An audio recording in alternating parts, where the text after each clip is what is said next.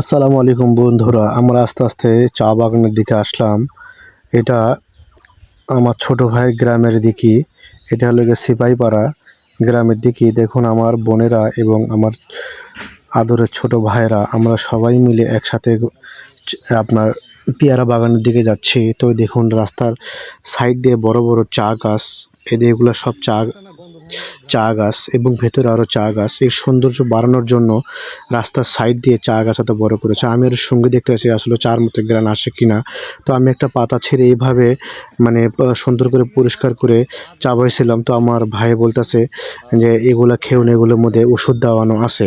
তো তারপরও আমি পরিষ্কার করে মুখে দিয়েছি, ওইরকম চার মতো স্বাদ লাগে না। পরে জিজ্ঞাসা করলাম এটা কীভাবে প্রসেসিং করা হয়। তো ওরা বললো এগুলো সুন্দর করে বেছে বেছে ভালো করে পরিষ্কার করা হয়, ধোয়ার পরে এগুলো সুন্দর করে ভাজানো হয়। তো ভাজার পরে এই চা সুন্দর মিহিন হয়ে যায়।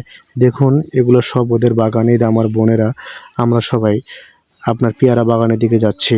আমার ভাগ্নে আমার সাথে দুষ্টুমি করতেছে। দেখুন, ভালো থাকবেন সবাই।